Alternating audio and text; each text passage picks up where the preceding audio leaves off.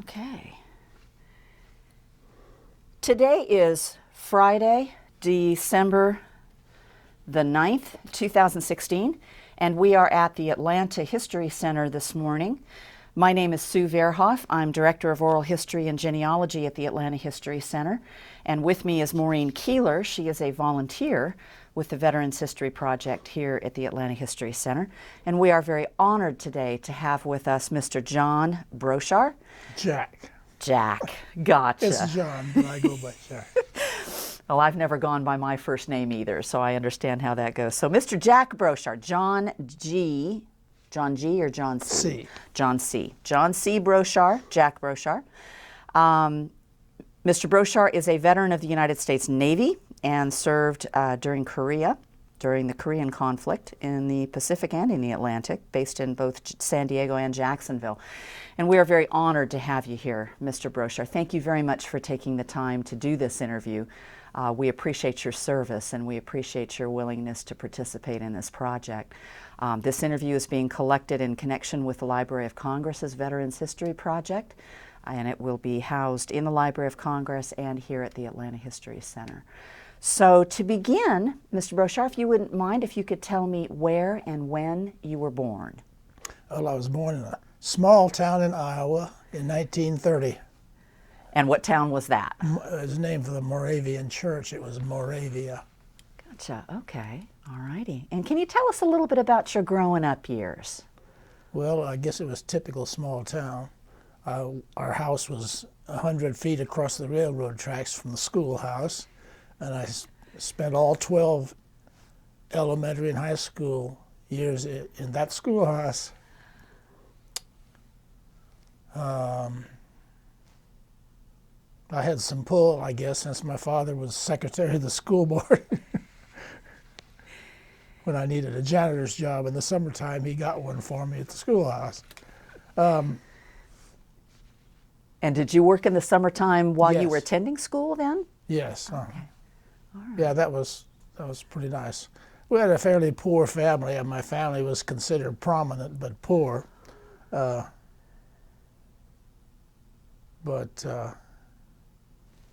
I lost my train of thought. What was I going to...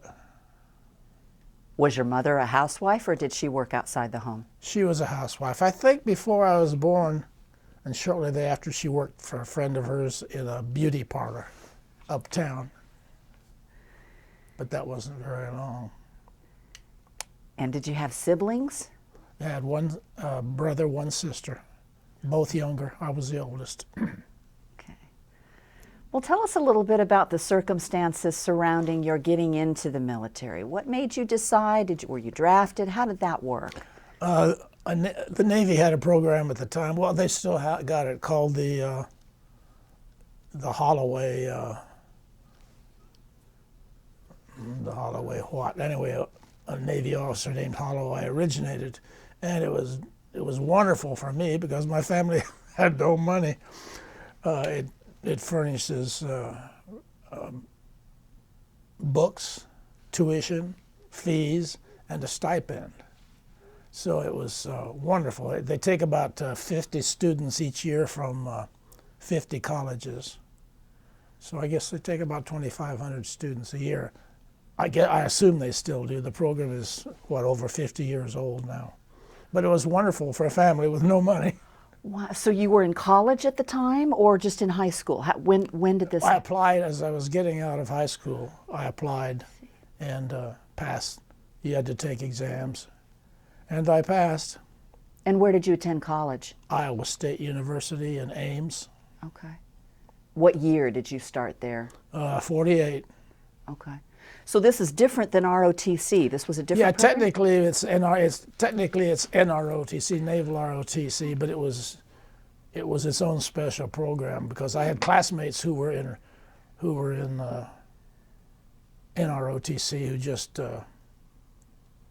had to serve a couple of years, whereas I had to serve 3 at the time and later on 4. Okay. How did your family feel about your doing that? Oh, they thought it was great. Okay. Was your father a veteran by any chance? Yes, he was in the war. He was, I guess you might say, we had a military family. My great grandfather was in the Civil War. Then we skipped a generation, and then my father was in World War I. Did he serve in Europe or in the Pacific? American Expeditionary Forces of course, in Europe. Okay. Do you recall him talking about his experiences in World War I when you were growing up? No, he really didn't talk about it much. They only spent about a year and a half, the group from my hometown, because the war ended shortly after they arrived in France. So he didn't have a lot to say about it.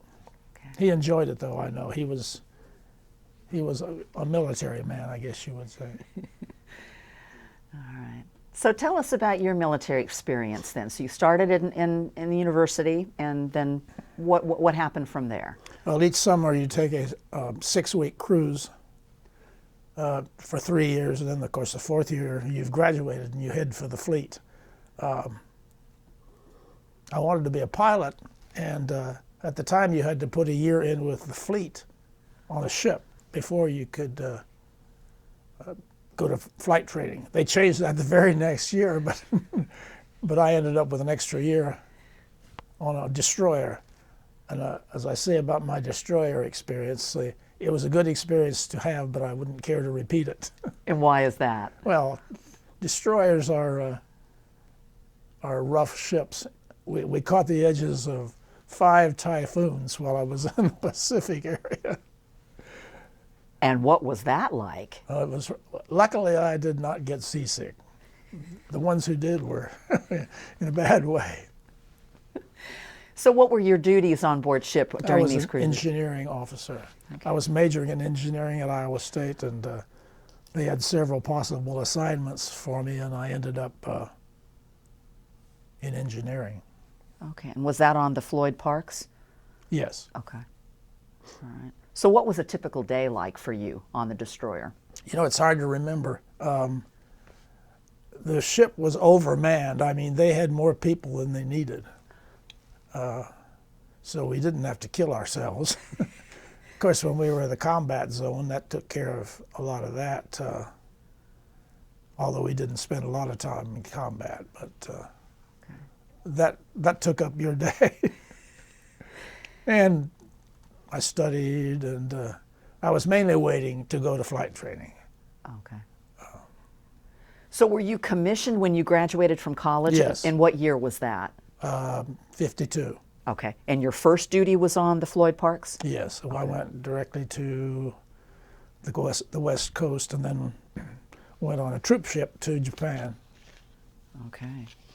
Did you go through any training in San Diego before you went on board ship? No, I went straight to the fleet. I'd never even joined my ship. Headed to Japan on a troop ship, and joined my ship in Sasebo, Japan. Okay. And what year was that? When That would have been 52. Okay.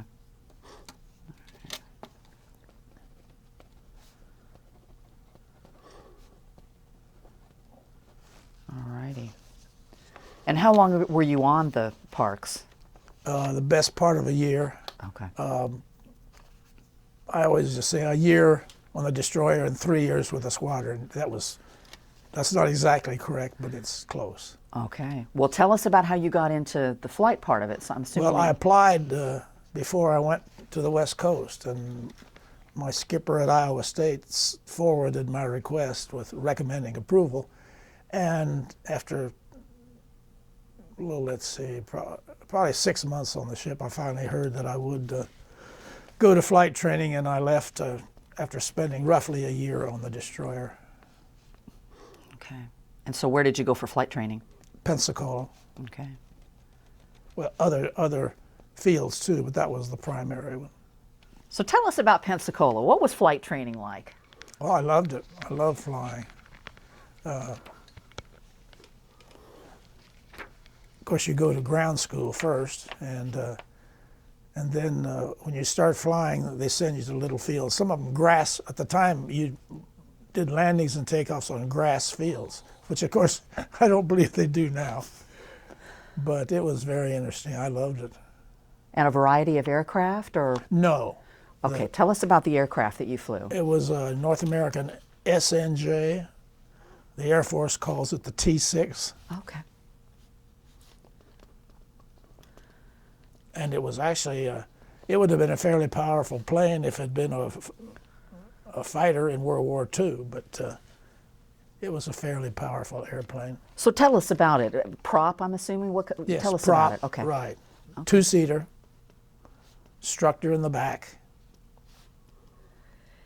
Any harrowing incidences during your training, your flight training with your instructor in the back? How did that go?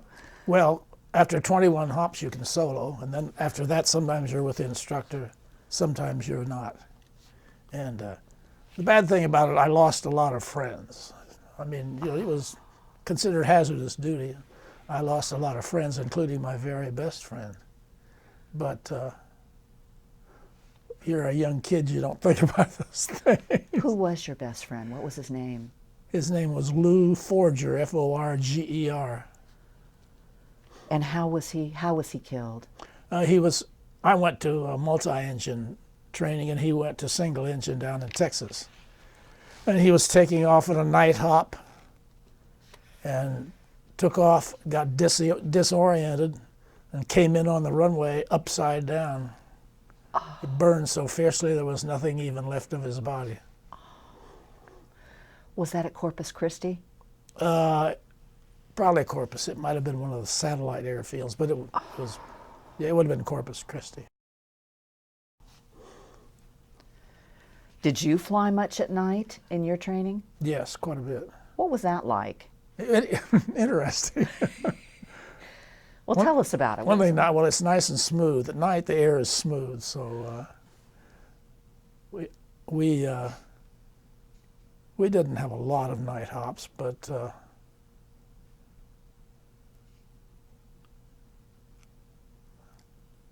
let's see.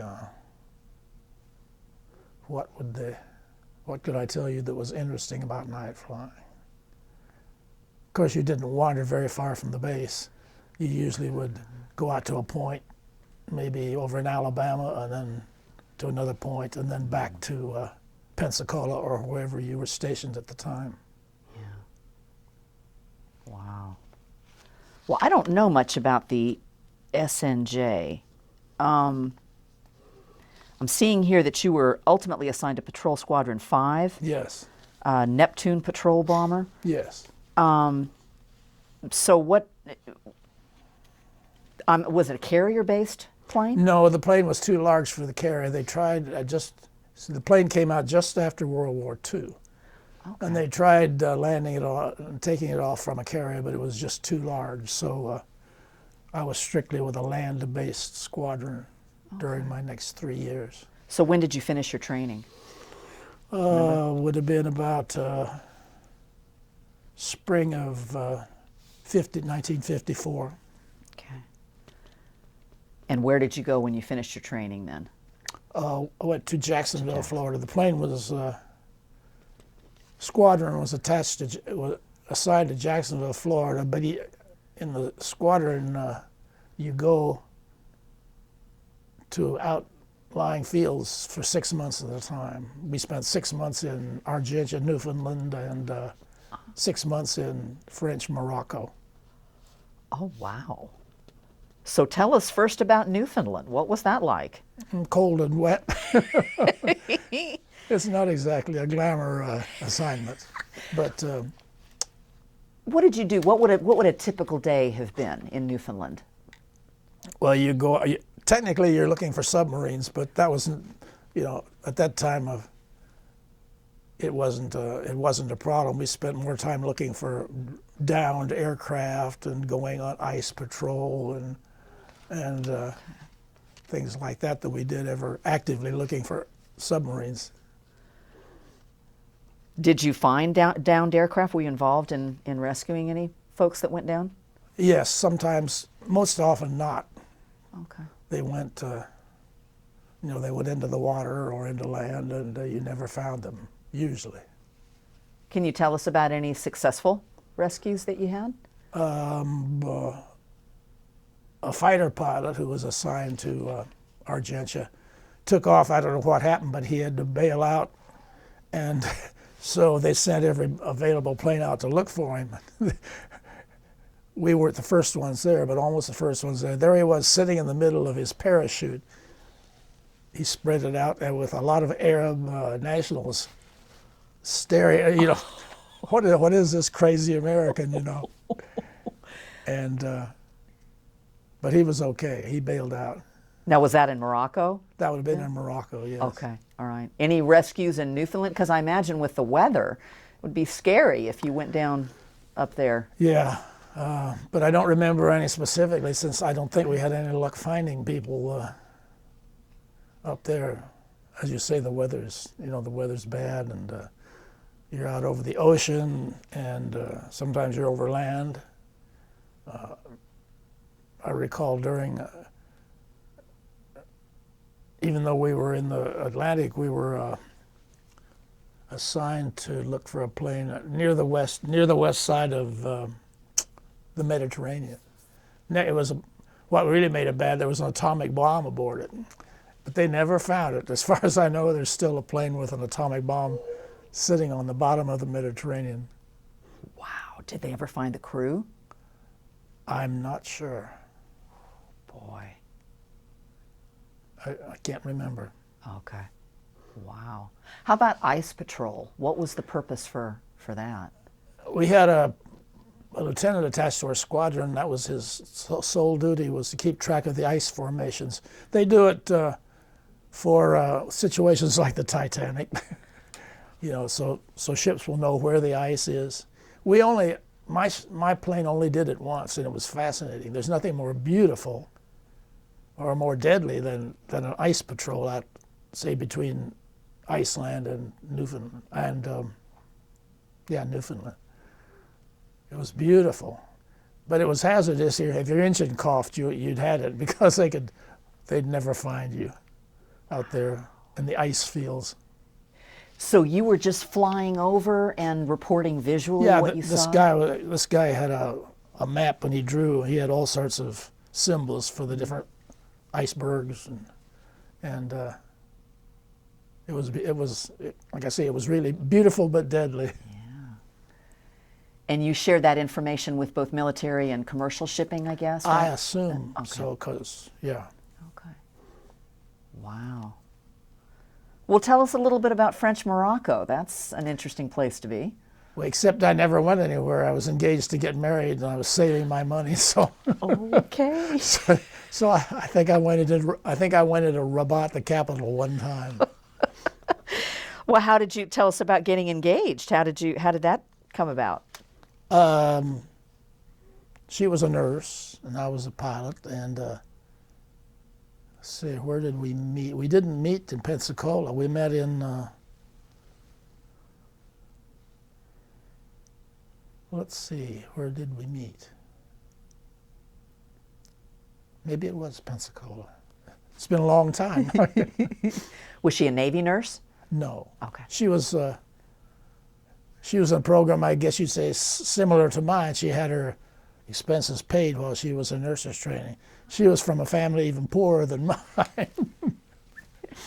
Was she from Iowa as well? No, she was from Florida, a small town in Florida. And her mother wanted to get her daughters out of that little tiny town in northwest Florida, so she had all three of them become nurses.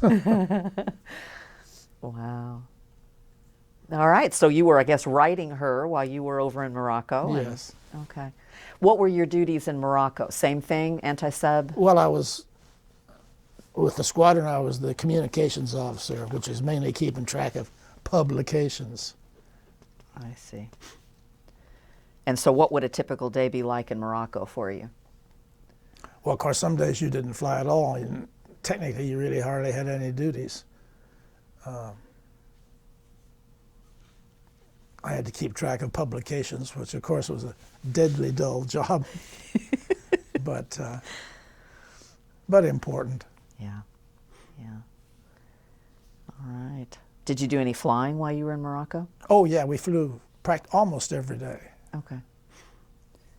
And over the Mediterranean, I'm assuming, again, looking for downed pilots? Sometimes over the Mediterranean, sometimes over different parts of Africa. And you mentioned the one pilot that you were able to find. So, yeah, okay. Yeah, we didn't find very many. Wow. Wow. So during this time, this was from roughly 54 to 56, or 57, I guess? Yeah, 53 to 56 flying. 52 was the destroyer. Gotcha. All right.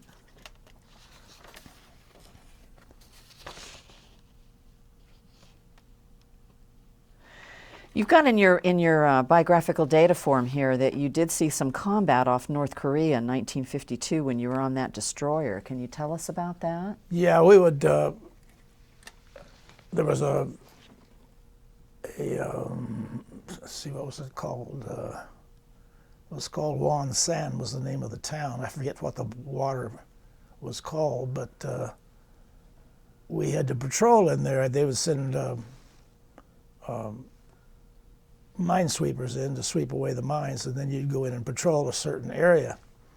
And the North Koreans or Chinese communists, we never knew which, would know where you were going to be, and when you weren't there, they would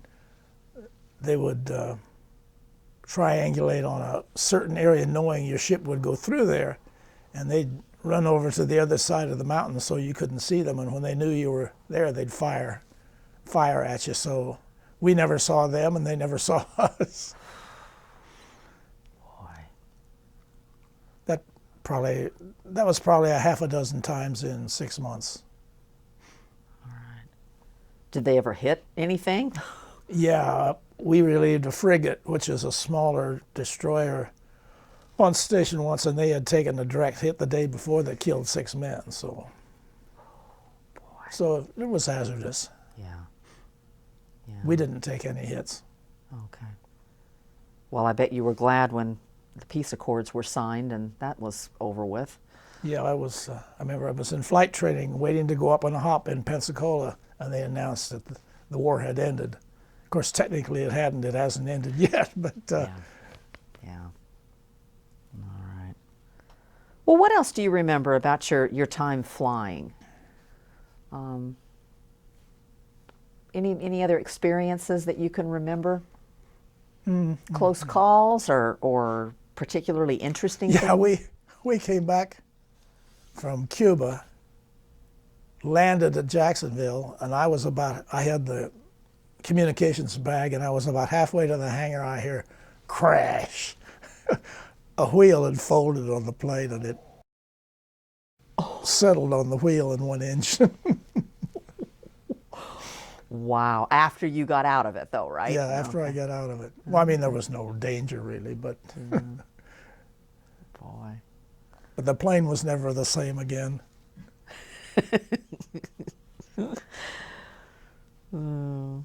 So tell us about, I guess, the end of your career. How did it come about that you left the service, and why? Oh, well, at the time I graduated from Iowa State, you had to serve 2 years on active duty. Then during that time, the Korean War came along, and the Navy says, your 2 years is now 3 years. And then after I finished flight training, you had to put in at least 2 years with the squadron. And then since I'd already done 2 years, that meant I did a total of 4 years.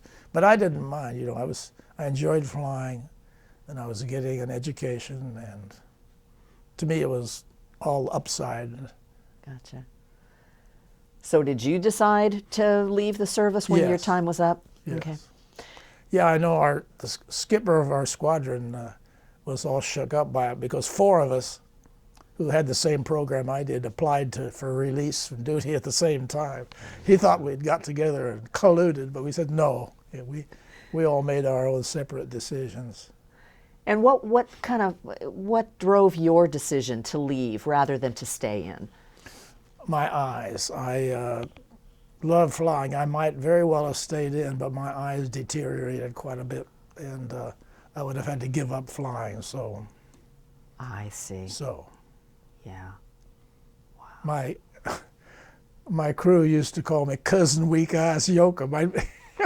I'd be the last one to sight a submarine. Oh, all right. So what year did you separate from service then? 56. Okay. And was that out of Jacksonville that Yes. you left? Okay. I got married the next week. Oh, okay. All right. Well, tell us a little bit about your post-military experience. What have you been doing since then? Well, I stayed in the reserves for 6 years, but it got to taking up too much time. So after 6 years, I finally dropped that. Okay. And did you go back to school? You didn't go back to school, did you? Where did you work? I after? did, but not till later. Okay. The GI Bill was just about to expire for people who'd been in the time I was, and I figured I should take advantage of it.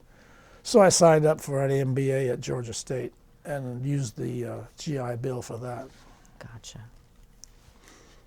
And so what's been your work experience since then? I spent 6 years with the Prudential in Jacksonville, and then got a job offer here in Atlanta, and spent 33 years with a German company, What was that company? Munich American. And what type of business is that? Mine was all life. I mean, Munich American was in all sorts of fields, but my whole insurance career was almost entirely life. Gotcha. All right. And any children or Pardon? any children, other family members you'd like to chat about? No, did I say I had one brother and one sister? Okay. Okay.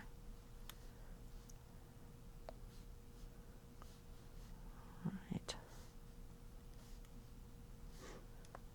Maureen, do you have any questions?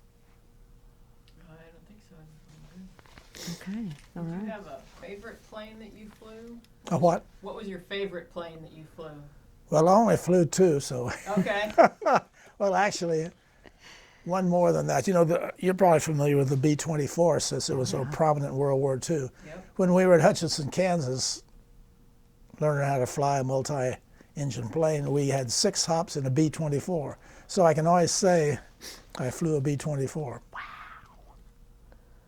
Yeah, I forgot to ask you about your multi-engine. So the SNJ was a prop Single engine. single engine. Okay. And the P2V was 2 engines. Later on, 4. They tacked on a couple of jet engines, but that was after I was gone. Gotcha. Okay. All righty. And P2V was designed specifically for patrol? Was that kind of the purpose Yes. for it? Okay. Primarily for submarines. Gotcha. But, you know, the submarines were never really a problem. Yeah. And okay, Hutchinson, Kansas. All right. Well, what would you say is how did your military experience impact the rest of your life? Did it? Do you feel like what are your feelings about your military experience? Yeah. It'd be hard to pin down, but I wouldn't take anything for the experience. I told you I wouldn't care to repeat it on the destroyer, but I wouldn't mind repeating it in the squadron. But you know, I got to see the world. I said the Navy let me see the Pacific on a ship and the Atlantic on an airplane. That's good. What was the best part about your military experience? If you had to pick one thing, what would you say is the best? The flying. Okay. And the worst? The worst. Well, the destroyer was not any fun. So I guess you'd have to say the destroyer. Okay. Cramped living spaces and that kind of thing? Yes. Yeah, okay. Although you expected it, of course, but Okay. All right. Well, they had a lot more. They assigned a bunch of ensigns to ships until they could get them free to fly airplanes. So that we had one bunk room that had about a dozen ensigns in it. Well, the destroyer needed a dozen more ensigns, like.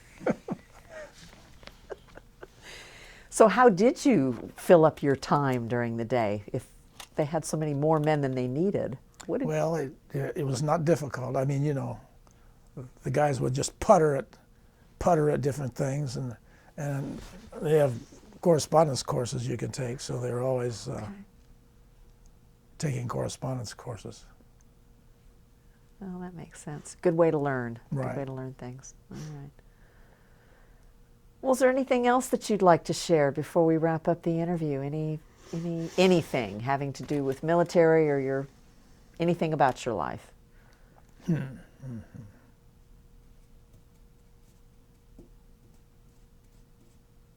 Well, one of the best things that happened to me was marrying the gal I married. She passed away about 20 years ago, but she was quite a gal. So you were married for how many years?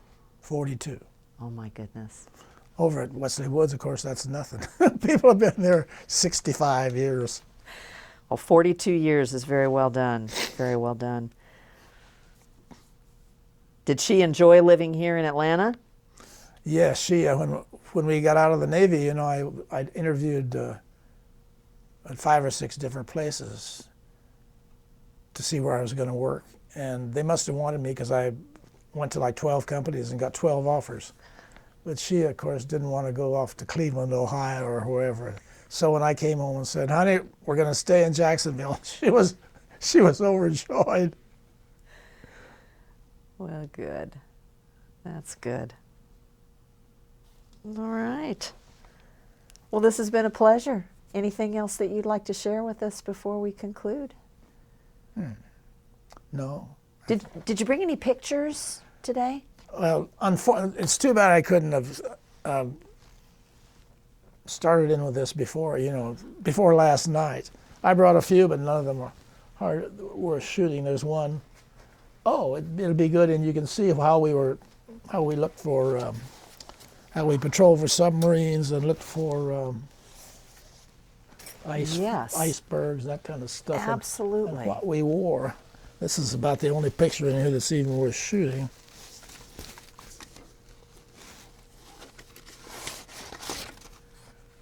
All right. Tell you what, if you can hold that right underneath your chin. Let's see if we can get that on camera, and we'll try to make a, and we'll zoom in on that just a little bit. And who are these handsome fellas? The 10 men in my crew. Wow. 4 pilots, an ordnance man, a gunner, a sonar operator, and, well, 6 of them had specific jobs, and the other 4 of us were pilots. Wow. They would have 2 flying, 1 navigating, and the 4th one would be standing by. Gotcha. I can't imagine flying in those conditions. Was that scary with the weather? With it being that cold? Did you? No. Okay. Okay. You expected it. Yeah. You through? Yes, and we'd love to get a copy of that if you don't mind before we finish. So. Sure. Yeah, that's a great shot. I'm the first one on the left. Excellent. Yeah, they had a joke about these exposure suits. Those were in case you had to go into the water. They'd say, yeah, if you go into the water, if you have your exposure suit, you'll last an hour. If you don't have it, you'll last 30 minutes. Oh my gosh. That is a great photograph. They were waterproof, although some of them weren't quite waterproof. Yeah. Amazing. Yeah, you want to keep that and copy it, or We'll what? chat about it after the interview. Okay. I'm hoping maybe if you wouldn't mind, we can borrow it today and get it scanned and get it back to you, but we can chat. So, all right. Well, The others are pretty much formal pictures of 300 pilots or 300 midshipmen. Are not very interesting. well, this is a good one. Well, let me look and see if there was. I don't think I could have found a lot, but I don't know where they are. They're in a book somewhere, and I just didn't have time to locate them.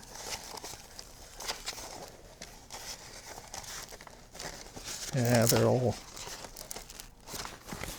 mass photos of 300 men. Not too exciting. Well, you had an interesting military experience. Yes, I did. Like I say, I wouldn't take anything for the experience. Yeah, and such widely varied places. I mean, you can't get much more varied between Newfoundland and Morocco. No, there aren't too many countries I didn't hit somewhere in there. Yeah. Well, we thank you for your service, Mr. Broshar, and again, we thank you for taking the time to come today. We appreciate it. Thank you. All right. So Mr. Broshar recalled some experiences with carrier landings that we'd like to chat about just for a second here. So go ahead, tell us. Yes, you have to, before you can get your wings, you have to make 6 carrier landings and takeoffs. As it so happened, a group of us flew out to the carrier one day. It was in Pensacola Bay, is there Pensacola? And I made my 6 carrier landings and takeoffs and flew back to the base. Got it over with just like that, whereas a lot of people, somebody borrowed their plane, go, hey, I got to have your plane to make my carrier landings and takeoffs, and they had to spend the night aboard the carrier in a dirty flight suit. So which aircraft was it that you used for that? I think it was the Monterey, which, like I say, has long ago been scrapped. And of course it was small, didn't have the canted deck or anything like that. So what was that like, taking off and landing? Oh, it was fascinating. I mean, I couldn't wait to do it, you know. Not scared at all? No. Wow. If I was a jet fighter pilot and was making night landings, I might, I might be a little quaky. But this was daytime, I guess, Daytime. and good weather? Oh, I recall it was like February. The weather was beautiful. And that would be just about the high point of my flying, even though that's not what I spent hardly any time doing. Wow. Oh, that's something I would love to do just once, you know. Well, thank you. We're glad we captured that on camera. I'm glad I thought of it. All right. Well, thank you very much. Yes, ma'am.